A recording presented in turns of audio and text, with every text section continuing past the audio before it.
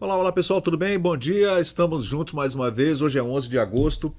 Eu me chamo Fábio Pirajá, locutor, radialista, youtuber aqui de Vitória, do Espírito Santo, dando uma passada nos assuntos do dia, começando essa segunda, dia 11 de agosto, né?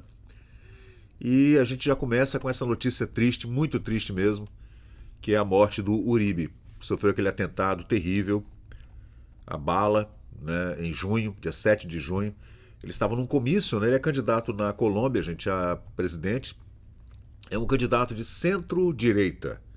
É um conservador, né? Mas, gente, a Colômbia é um país muito complicado, né?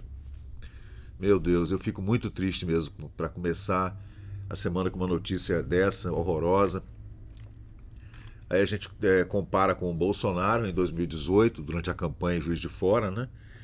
Em que o Adélio Bispo, do partido PSOL, tentou matar o Bolsonaro, né? Teria sido uma tragédia como essa aí na Colômbia agora. A gente vê um cara jovem desse, né? Novo ainda. E, por 39 anos, gente. Ele tem idade para ser meu filho. E, sinceramente, ele estava em Bogotá, né? Fazendo esse comício com a mulher dele, com outros colegas de partido e tudo. E, de repente, chegou um jovem lá e atirou na cabeça dele algumas vezes, né? Então a gente fica... Teve uma hemorragia intracerebral aguda, sábado, e não resistiu, infelizmente faleceu. E é muito triste, né? Aqui tem o material de campanha, que ele estava em campanha, né? Vuelve la seguridad, Miguel Uribe. Cara, eu fico muito triste mesmo. A esposa dele que estava lá no comício, desesperada. E a gente já começa esse dia assim, né? Com essa notícia trágica aí. Vamos ver o que mais, né, gente? Tem o assessor do Trump que andou falando muitas verdades aí na imprensa norte-americana, né? Assessor de Trump não descansará até que Bolsonaro esteja livre.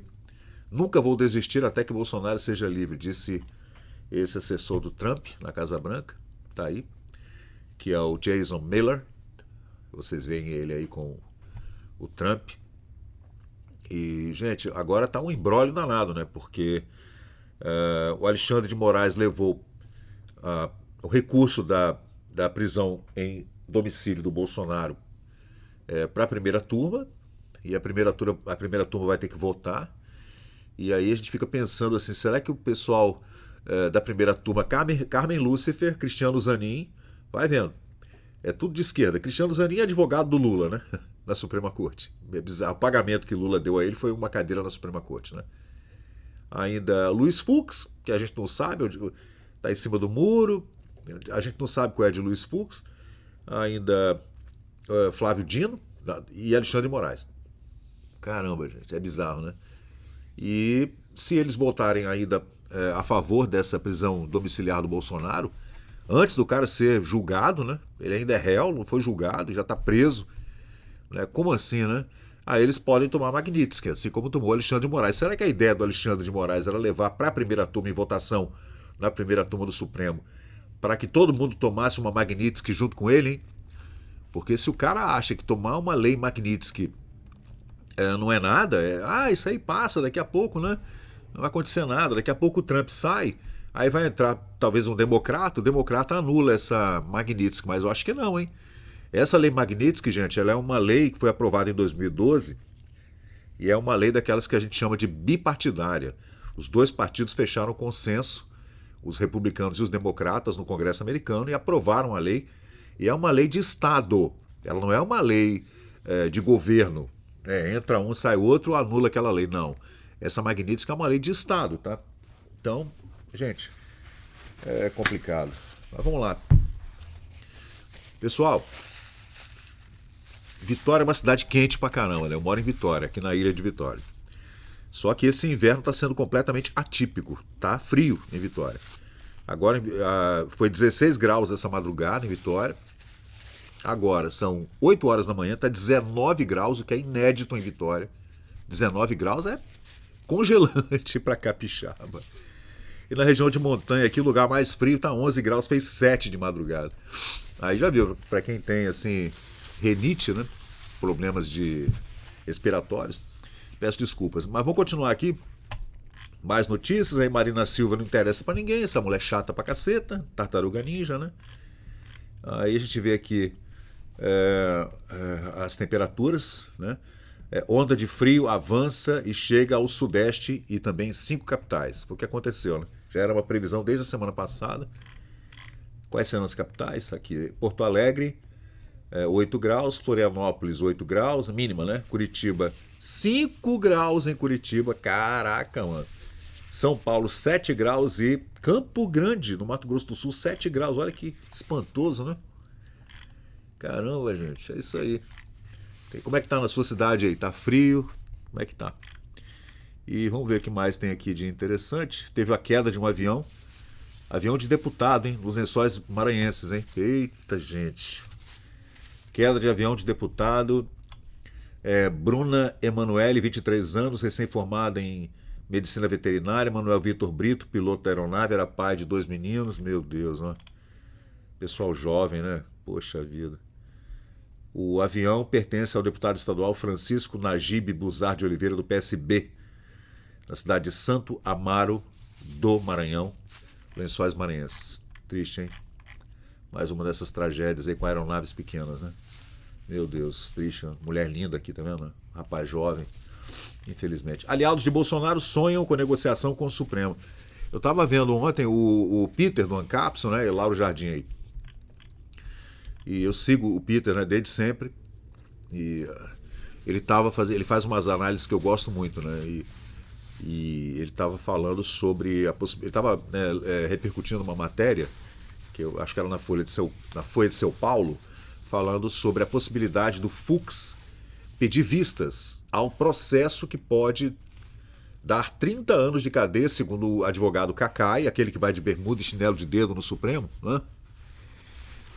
Levar esse processo, levar, né, o julgamento para o ano que vem. Se o Fux pedir vistas, o processo atravessa para o ano que vem, ano de eleição, e aí a coisa para. Mas assim, o Bolsonaro, como já está inelegível, né, já foi condenado e já está inelegível, talvez ele não participe como candidato, mas ele vai participar da campanha, né? Se bem que eu ouvi falar também, gente, que o Bolsonaro está passando esses dias em casa, em prisão domiciliar, passando mal, né? É uma crise de soluço. Eu fico imaginando ele pensando no Eduardo nos Estados Unidos, lá, né? Em alto exílio, com a esposa e os netos, né? E o cara aqui preso em casa, enquanto a mulher está fazendo campanha pelo Brasil afora. Eu fico imaginando como é que deve estar a cabeça do Bolsonaro. E ele envelheceu muito, né, gente? O Bolsonaro envelheceu 10 anos, né? E aí tem a questão da facada, né, do atentado que ele sofreu, né? E a gente fica assim, pensando nessas injustiças, né, pelas quais ele está passando nesses últimos anos, né, desde 2019. Mas depois, gente, desse bombardeio americano, especialmente com relação ao Jason Miller, que está aqui, a gente vai ver muita coisa mudada aqui para frente, tá, gente? Esse é um conselheiro direto lá na Casa Branca, falando de liberdade de expressão, que o Brasil perdeu sua liberdade de expressão. O Brasil está sendo comandado por uma súcia envolvendo o Poder Executivo e o Judiciário, né? E não pode continuar desse jeito, né? Tá aqui, ó. To be clear, I'll not stop, I'll not quit, I'll never give in until presidente Bolsonaro is free. Tá vendo, gente? Eu não vou desistir enquanto Bolsonaro não estiver livre. Caramba, gente, isso aí é uma coisa muito séria, tá? Para uma declaração dessa sair de dentro do Salão Oval da Casa Branca, o pessoal acho que não entendeu ainda o que está acontecendo. E o Olavo de Carvalho falou anos atrás, né, em 2020, o professor Olavo de Carvalho falou: para o Brasil agora, depois do PT, do Foro de São Paulo, dos bilhões roubados, 40 bilhões roubados entre Petrolão, Mensalão, Mensalinho, governo Lula 1, Lula 2, Dilma 1, Dilma 2, e depois do judiciário sendo totalmente aparelhado, né? Somente a Lei Magnitsky. Olavo de Carvalho, 5 anos atrás. E para a esquerda latino-americana, especialmente essa esquerda brasileira que tomou para si a tocha do fidelismo de Cuba, né? Lula tomou para ele, né? Essa tocha, digamos, comunista, que saiu da antiga União Soviética, passou para Cuba e de Cuba para Lula no Brasil.